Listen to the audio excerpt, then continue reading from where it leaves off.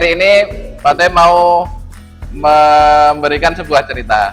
Mau diceritain? Oke. Ceritanya adalah tentang seorang raja yang hidup di sebuah negeri.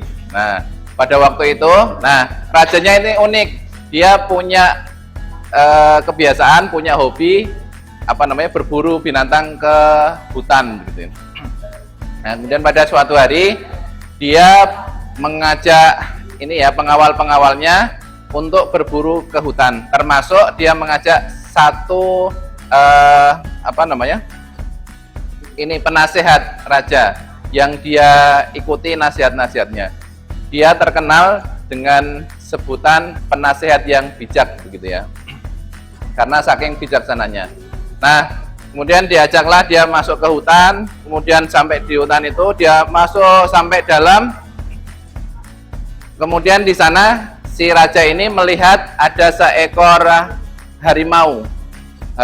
Kemudian ya dia mulai memasang panahnya, mau dipanah harimaunya itu. Kemudian disasarkan pada harimaunya, ternyata kena, tapi kenanya tidak pada tempat yang mematikan.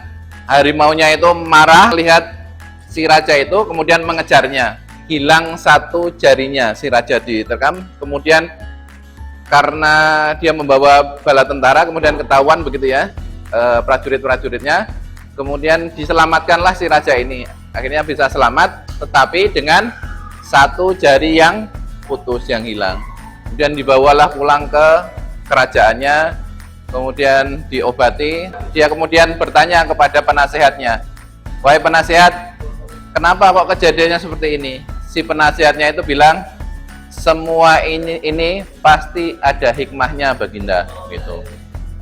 Hikmahnya bagaimana? Saya kan putus jarinya begitu.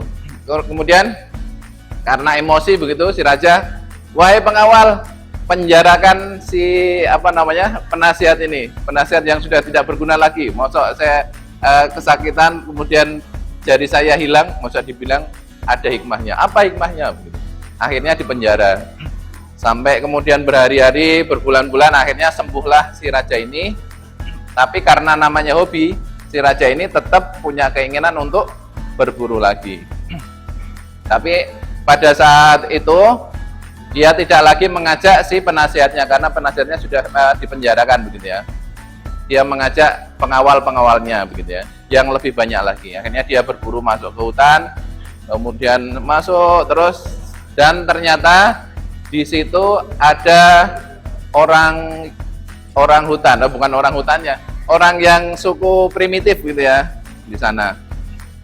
Nah, ternyata banyak begitu, dan dia sedang mencari orang sebagai sesembahan untuk dewa-dewanya.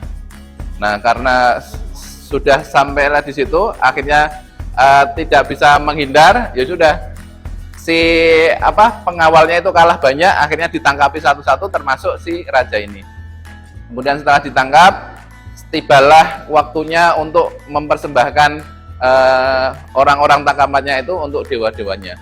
Tetapi syaratnya adalah si pemimpinnya ngeceki satu-satu sebelum dibunuh begitu ya, sebelum dijadikan sesembahannya itu. Dicek pengawalnya, oke, ini bagus, sembelih gitu ya, sembelih. Terus cek lagi, ini bagus, sembelih. Tibalah giliran si rajanya itu. Ketika dicek, kepalanya oke, telinganya oke, dan macam-macamnya oke. Tetapi ketika dilihat ada jarinya satu yang hilang, ini tidak berguna, lepaskan dia. Akhirnya si raja ini dilepaskan, tetapi pengawal-pengawalnya sudah dibunuh semua karena sehat-sehat begitu, tidak ada yang cacat, kecuali si raja ini yang cacat. Akhirnya setelah dilepas, kemudian lari sampai pada akhirnya dia sampai di kerajaannya. Kemudian sambil terengah-engah, akhirnya dia mendatangi penasihatnya tadi, si penasihatnya tadi sambil mengatakan, "Wahai penasihat, ternyata betul apa yang kau katakan, kau ucapkan. Ternyata ada hikmah di balik hilangnya satu jari saya ini. Seandainya jari saya ini tidak hilang, maka saya sudah terbunuh dimakan oleh orang-orang yang primitif yang tadi digunakan. Kemudian dia tanya lagi, kalau begitu apa hikmahnya bagi kamu penasehat kalau saya penjarakan?